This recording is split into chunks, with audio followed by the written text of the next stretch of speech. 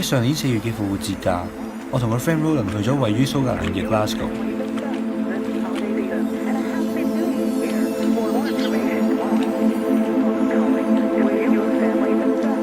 我哋參觀咗人民紀念廣場。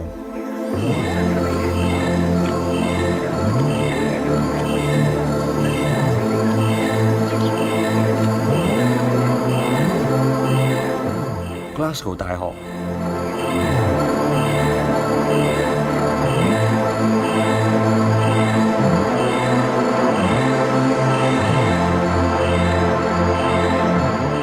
美術與科學館，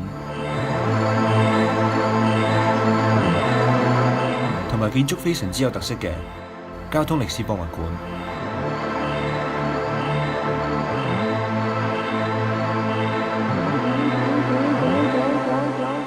喺呢啲景點裏邊，我哋睇到啲考古文物，同埋參觀咗一啲古舊建築嘅設計。但係我哋今次嚟 Glasgow 嘅目的唔係咁簡單，因為蘇格蘭位於英國嘅北部，高山林立，所以我哋去 Glasgow 嘅主要目的就係要征服其中一個山峰，叫做 The Cobbler。由於天氣惡劣嘅關係，我哋喺途中亦都遇到唔少困難。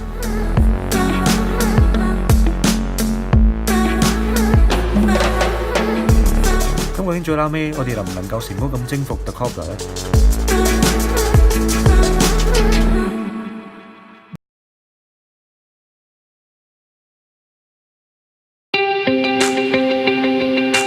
而家現時時間係朝早7:16，我哋啱啱6點半起身，梳洗完之後出發去到火車站，然之後就會去到爬一個我哋完全唔知道到時環境係點樣嘅山。Let's go！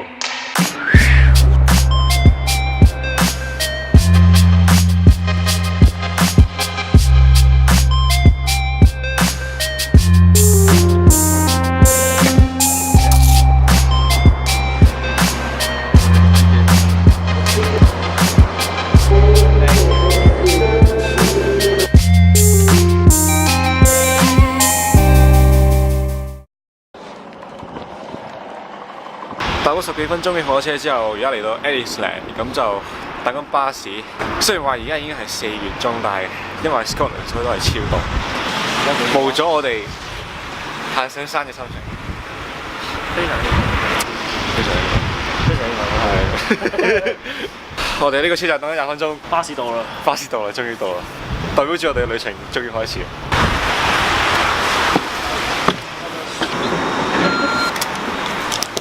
好彩呢個巴士都幾舒服，其實坐1個鐘都唔怕。長途車穿州過省。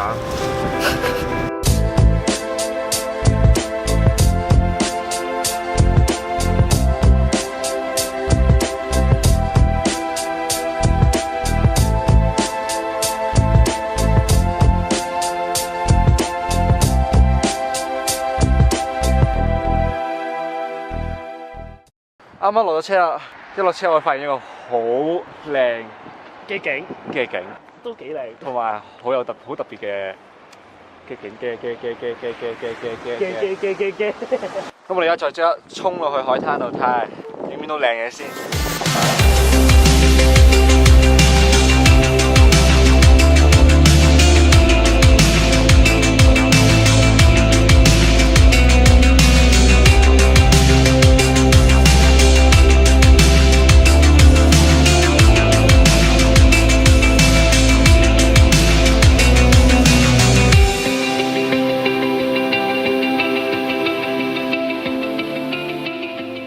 啱啱行咗咁大段路嘅水草，步步為營咁樣行到嚟呢度，發現原來呢條路係上唔到去嘅，所以我哋要行翻同一條路，慢慢行翻過去我哋啱啱行落嚟嘅位，真係攞苦嚟辛。外下面嗰啲係垃圾嚟嘅。我哋而家揾咗間鋪頭，睇下可唔可以買到啲三文治啊咁樣上到去。如果唔係我哋肚餓死嘅真係。啱好我哋嗰間士多店度個士頭貨，佢問我哋啊，我哋今日去邊啊？咁早嚟啊？我哋就話要上嗰個山叫 The Cobbler， 跟住佢就話嚇你今日上好牙煙嘅喎，你就算上都上唔晒嘅喎。咁我哋就驚，就算上唔晒，我哋都睇下可以上到幾多。不過就算上得晒，其實都真係咩都睇唔到，因為間屋都好大霧，同埋上面都好大雪，所以應該都係完成唔到我哋原先想完成嘅任務。不過點都試下啦 ，OK。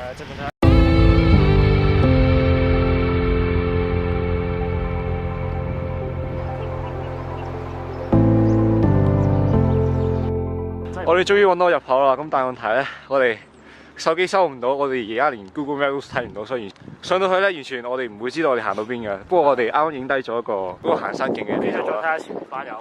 係啦，睇下佢哋嘅裝束同我哋嘅對比。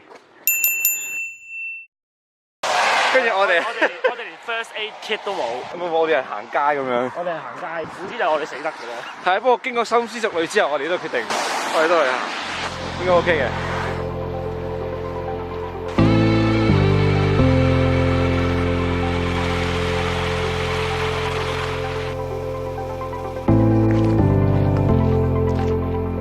啱啱由山腳大概行咗半個鐘，行到嚟上呢個位啦，所以都 OK 高下開始，同埋呢度開始有積雪啦，應該啲路咧係越嚟越斜啦，但係好彩呢啲路啲石唔係太碎，所以都還好。啱我哋喺山腳仲以為呢個山頭應該係冇可能征服嘅，因為上面太多雪同埋太蒙。不過我哋上到嚟發現其實真係唔係想象中咁差，目前為止係 OK 嘅。目前為止係 OK 嘅。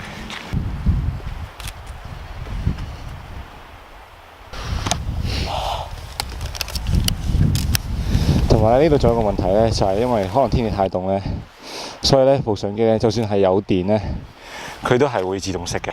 佢自動熄咗3次，我放棄啦。我唔用相機啦，等佢。係啦，手機分分鐘仲影得靚啲，係咪？Back to start. I don't know where to go.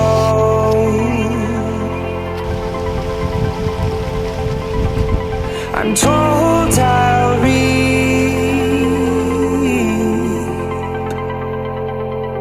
all of what I sow。咁我哋行咗大概1個鐘多啲度啦，應該都就行到上嚟山腰，跟住咧就啲雪咧已經係鋪滿晒成個樹林同埋成條路噶啦，所以啱啱一路行上嚟咧都有啲困難啦開始。不過好彩嘅係我哋啱啱上嚟呢個有個平台仔，所以都叫做有個觀望位可以俾我哋睇到成個湖，所以都算唔錯嘅。再上嚟呢個咁嘅平台嘅位，梗係要做咩啊？梗係要放飛機啦！梗係要打飛。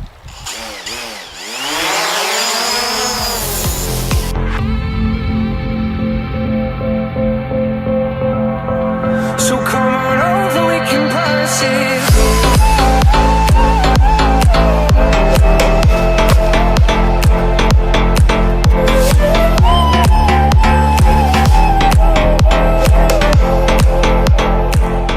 我哋而家行到應該都有3/4啦。我 feel 到個山頂應該唔係太遠㗎，成條路積雪越嚟越厚。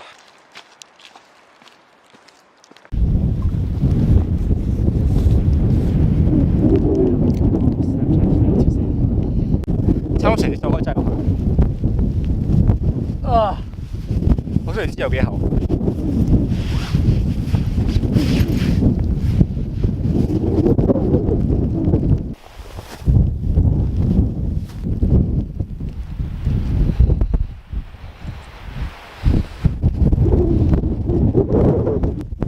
奇蹟地突然間收到3G，我哋即刻上 Google Map check 下，原來我哋啱啱一直只不過係行到1/4都唔到。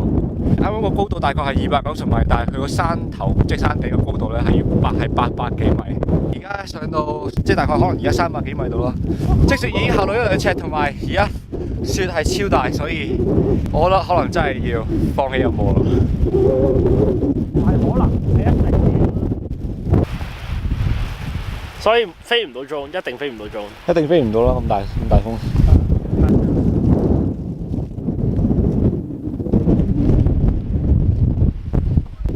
所以佢哋兩個行得咁輕鬆，係因為佢哋有正宗嘅登山鞋。但係咧，好死唔死就係着咗啲平底鞋，所以真係唔使諗山頂鞋，完全唔使諗。我覺得我哋行上嚟呢度其實已經算係唔錯。不過講真，上到嚟其實真係有啲唔捨得。冇做足準備就係咁樣嘅，所以就冇計。我哋而家行翻落山要。雖然我哋上到山頂，但係呢度起碼咧有沙冰食。幾好味，幾好味。少食得太過癮，攞啲朱古力嚟當 topping 先。好鳩嚟。由於天氣太凍同埋相機唔夠電嘅關係，我哋一路行落山嘅時候，都冇辦法同大家 update 住個情況。但係隨住天氣逐漸好轉，天色亦都清朗咗好多，所以我哋可以喺個官網平台度冇遮冇擋咁樣睇到晒成個湖。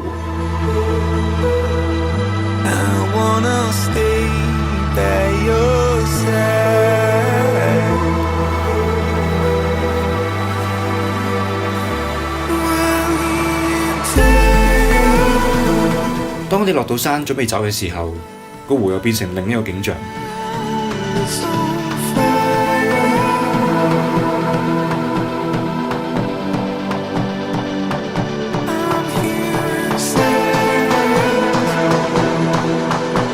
因為咁啱撞正日落同埋潮退，我哋好彩咁樣見證到喺湖上面形成嘅天空之鏡。